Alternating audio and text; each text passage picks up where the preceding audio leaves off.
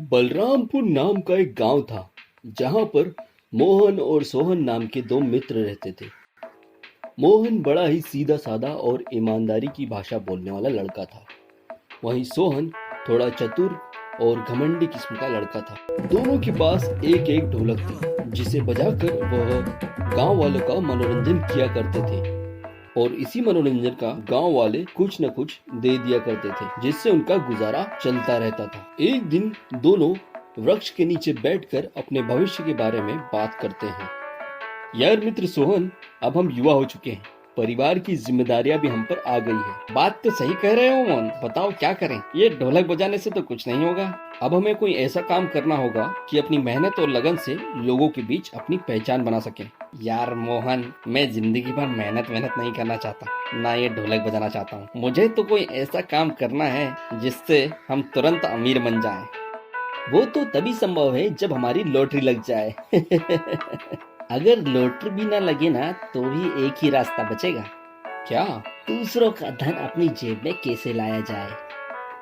सोहन, तुम कोई गलत काम करने की तो नहीं सोच रहे हो?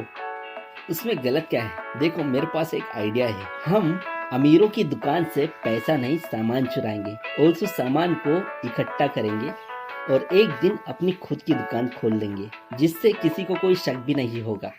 नहीं सोहन, ये तो बहुत गलत है। ऐसा करना बिल्कुल गलत है और गलत काम का परिणाम भी गलत ही होता है। तो फिर तुम्हें जो करना है करो, मैं इधर उधर धक्के खाकर मजदूरी नहीं करना चाहता। और सोहन वहां से चला जाता है।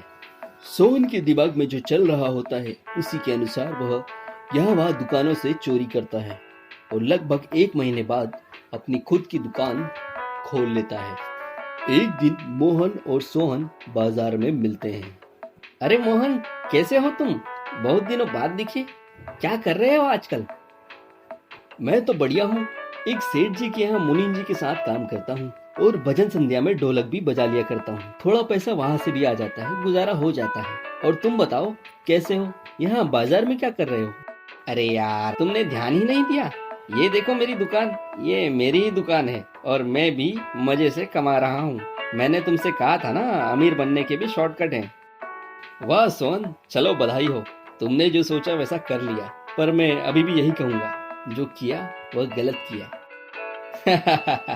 हाँ ठीक है मोहन, तुम अपने रास्ते चलो, मैं अपने रास्ते। देखते हैं कौन कहाँ पहुँचता है। एक दिन मोहन बाजार से गुजर रहा होता है और किसी के रोने की आवाज आती है। मोहन वहां पहुंचकर देखता है तो सोहन बड़ी जोर जोर से रो रहा होता है और उसके आसपास कोई व्यक्ति भी नहीं होता है। अरे भाई सोहन, क्यों रो रहे हो? देखो भाई मोहन, मेरा सारा सामान चोरी हो गया। रात को कोई मेरी दुकान लूट ले गया।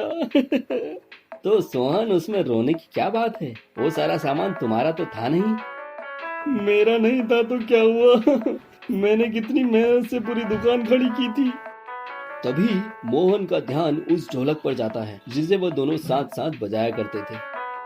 अरे सोहन, तुम्हारा सारा सामान चोरी हो गया और बस ये ढोलक रह गई, ऐसा क्यों? मुझे क्या मालूम, इतना सब ले गया। ये ढोलक भी ले जाना चाहिए था, इसे क्यों छोड़ गया मैं क्या बताऊं। मैं बताता हूँ।